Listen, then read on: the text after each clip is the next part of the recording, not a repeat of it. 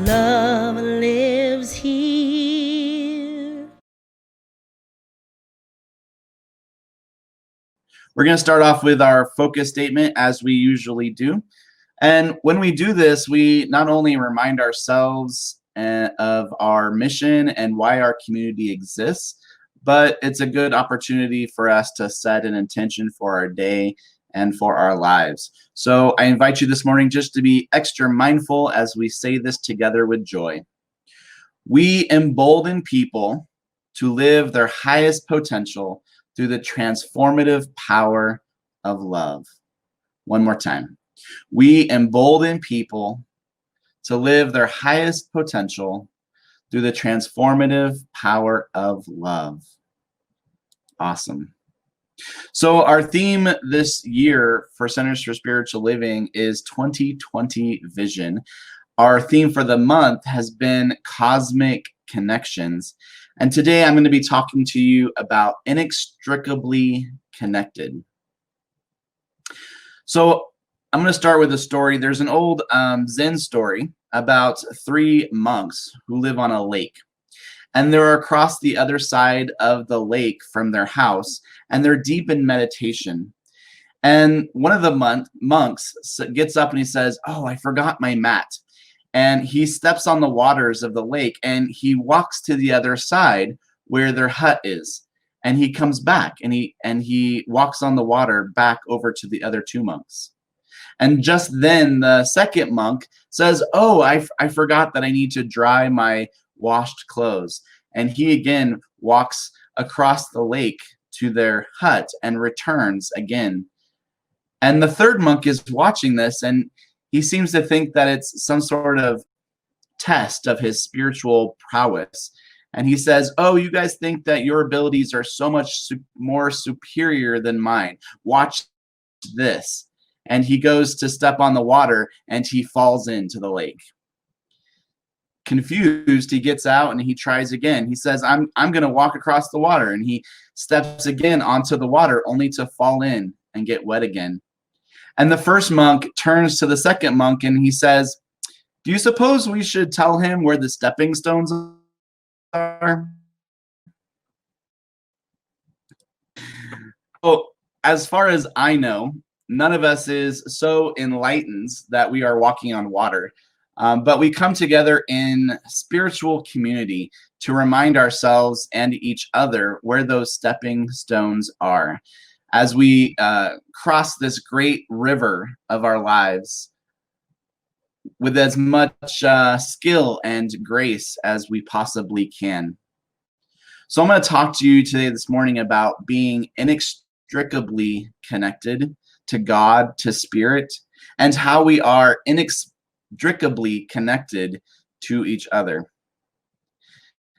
Perhaps one of the gifts of this pandemic that we've been experiencing for the last 7 months has been really to remind us how connected we all are, whether that be to our families, to our spiritual community, or to our Zoom connection and to our Netflix account. We depend on connection. And that word inextricable means that we are incapable of being disconnected. We are so tangled up, so connected that we cannot be disconnected. I was reminded of this morning when I took my headphones out of the dryer and that apparently I'd put in there. And if you've ever had to untangle headphones, it's a good metaphor of how we are all connected. If you pull on one wire, it affects and it pulls on all the other wires.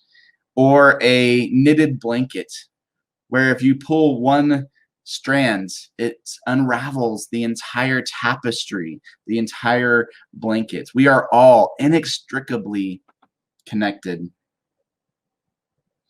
So as the Centers for Spiritual Living, we know that there is just this one energy, this law, this order, this quantum field, this spirit, whatever you're choosing to call it today, that connects every single thing in the universe. because it is everything in the universe. The universe is the manifest body of God, the way that God is showing up and knowing itself as the infinite diversity and infinite combinations of all the beautiful ways that God is showing up as every part of the universe and every part of creation. We often choose to call this God, but whatever you call it, this is the spiritual Wi-Fi of the universe. It is like the radio waves, the Wi-Fi signals that are all around us. Even though we can't see them, we know that they're there and we can connect to them. This is the metaphysical, knowing that there is more to life than that which we can touch, that which we can see. There is this unseen energy to which we are inextricably connected. We can't be disconnected. We can choose to ignore it.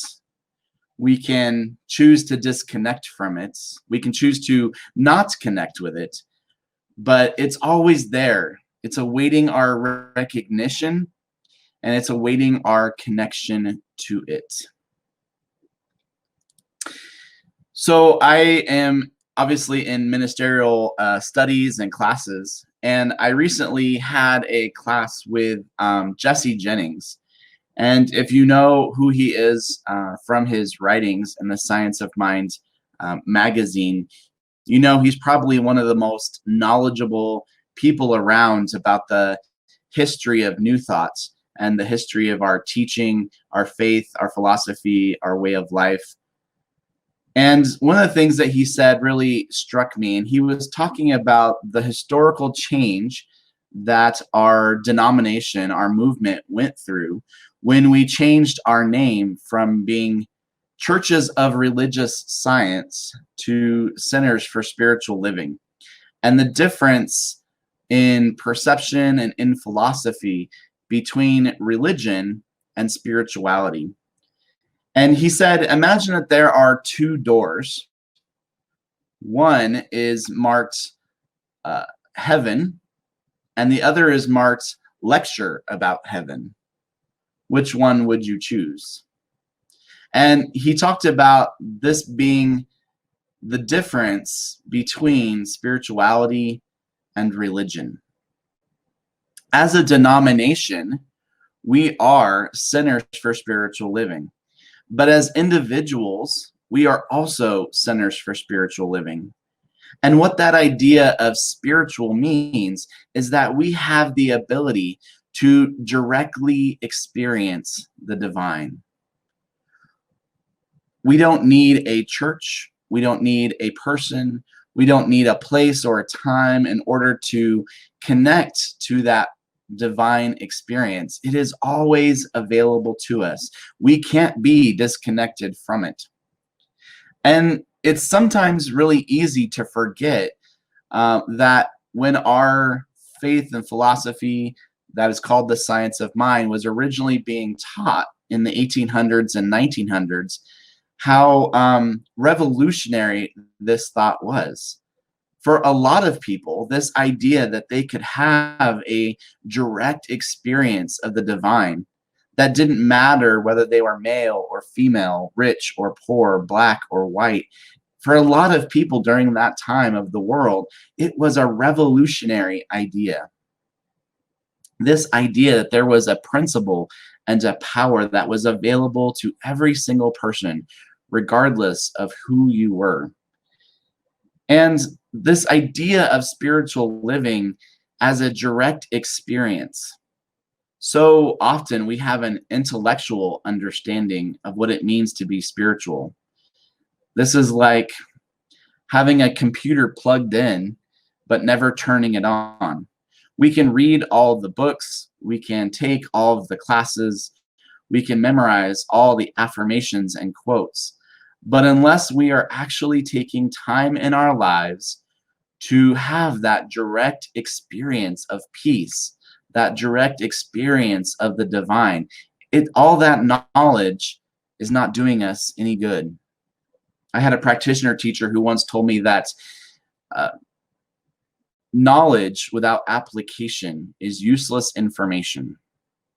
We know as a teaching that we have this ability to direct connect to everything, to the universe, to divine and perfect intelligence, this awareness of peace. That's what it's about. It's about that direct connection, that direct ability to connect to the divine, no matter where we are. That is our spiritual practice.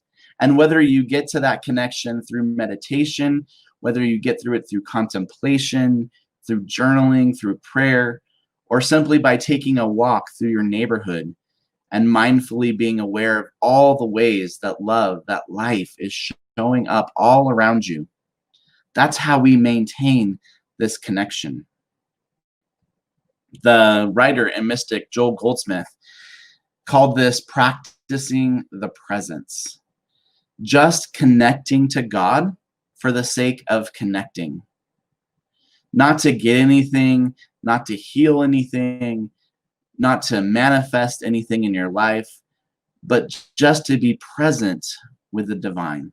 To take multiple times during your day, even if it's for 1 minute or 2 minutes or 3 minutes, just to connect, to remind yourself how inextricably connected you are to good, to love, to the universe. If you're anything like me, there's been some times in the last few months that your spiritual connection has been like a bad Zoom call. It slows down, you keep getting disconnected, you can't quite hear what the inner still small voice is saying to you. And you feel like you want to shout at the universe, hello, you're on mute, only to realize that it was you who didn't have the speakers on or forgot to plug in your headphones to begin with.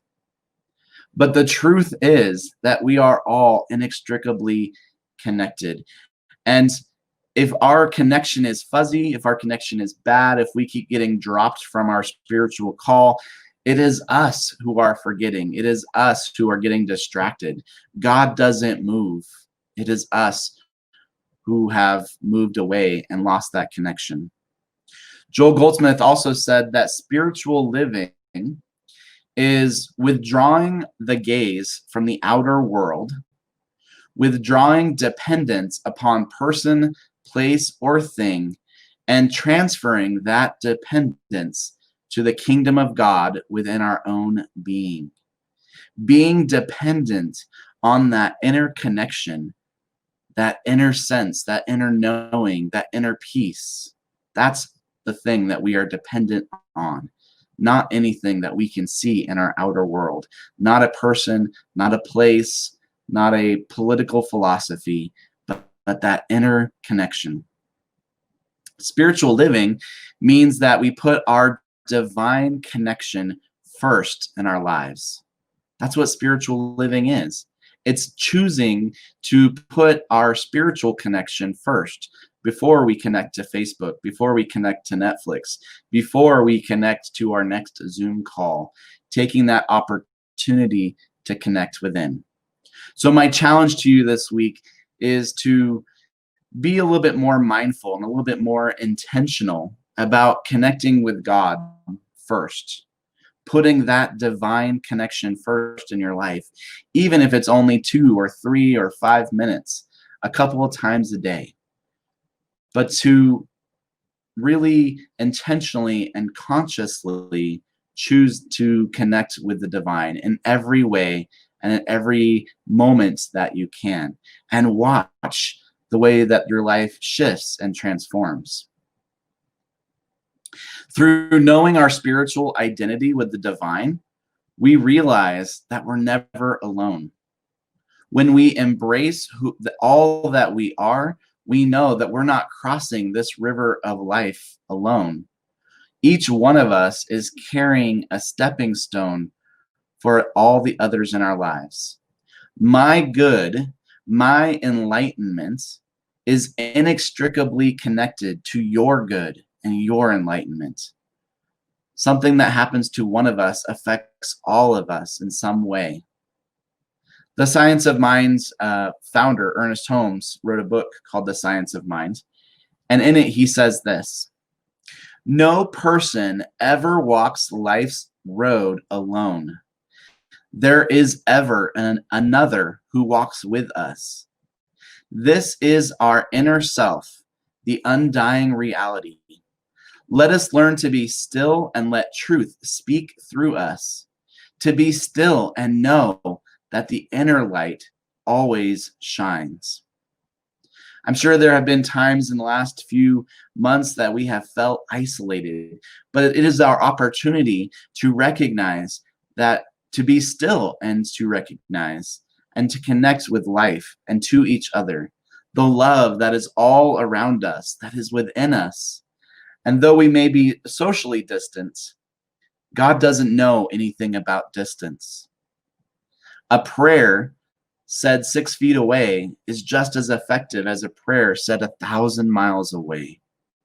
God doesn't recognize distance because God is all that there is, and we are inextricably connected to it.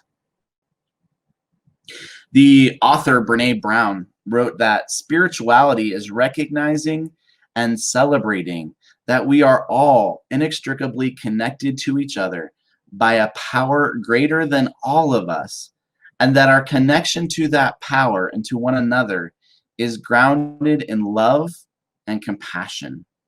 Compassion is our ability to feel that love, to feel that connection, even when humanity is, as Mother Teresa would say, showing up in all its distressing disguises. The Bible in the book of Romans says that just as there are many parts to our bodies, so it is with God. We are all parts of it, and it takes every one of us to make it complete. We all have different work to do, and so we belong to each other, and each one of us needs the others. So just as we practice the presence of God, connecting without agenda, without needing or wanting anything, we can connect with each other. My second challenge to you this week is to just practice being present with another person. These have been challenging times. There's a lot going on in our lives and in the world. Sometimes there's no easy answers. Sometimes we can't agree on a course of action. Sometimes things are just hard, and we are all truly doing the very best that we know how to do in this moment. And sometimes when you watch TV, it feels like humanity can't even agree on a common set of facts. But through all of this, we can remember that we are all connected. Whether we want to be or whether we agree to be, we are all linked, and we all carry the stepping stones for others. We have the opportunity to connect with those around us, to simply be present through the difficulty, through the challenge. Be willing to hold the space of possibility. Be willing to hold the space of peace as we all go through this collective experience of our lives together. We are all inextricably linked to the divine, to God, and to each other. And when we put those connections first, that is spiritual living. And that is crossing this river of life together. And so it is, and namaste. So I invite you now to enter into that consciousness of prayer with me this morning. We take this opportunity to turn within, to open up that divine connection, to recognize that one power, that one presence, which we choose to call God in this moment, knowing that that energy, that divine intelligence, that wisdom, that love, that wholeness is right where we are, because it is everywhere, present all of the time. It is present in the smallest grain of sand and in the largest galaxy spinning out from the center of the universe. It is all one. one system, one consciousness, one mind. And that system, that consciousness, that mind is right where I am. And it is right where each one of us is. We are all the divine showing up, living its life and knowing itself through each one of us. That divine love, that divine wholeness, that divine intelligence is right where we are, always available, flowing in and through and as every cell of our body, every moment of our lives, every conversation, every gathering is simply an opportunity for spirit to show up as each one of us. And so I speak my word for this whole community, for every single person within the sound of my voice this morning, knowing a divine alignment with good, an alignment with peace, an alignment with infinite energy, an alignment with intelligence and wisdom. I know that whatever is needed this morning is present because God is present. So where there is a need of peace, it is present right here this morning. Where there is a need of balance or abundance or wholeness, it is present this morning as we turn our awareness to it. I know, and I speak my word for each person in this community and for each person with the sound of my voice, knowing that God is showing up as wholeness, as peace, as balance, as grace. God's grace is our sufficiency in this moment. And I know that as we make an effort this week to turn within, to connect with God and to connect with each other, that we are transforming our lives and transforming the world through the presence of love, creating that world that works for all. I am so thankful for this knowing, for this principle, and for this community, for each one of us taking a sacred step forward to say, yes, I am open to possibility. I am open to peace. I am open to the connections of life and love that are all around me. I give thanks for this moment, for this community, and for this life, knowing that it is all that it needs to be. I simply release my word into the law, knowing that it reflects back to us perfectly that which we place within it. I declare it to be good. I declare it to be complete. I declare it to be present in the here and the now. And I simply let it be. And so it is.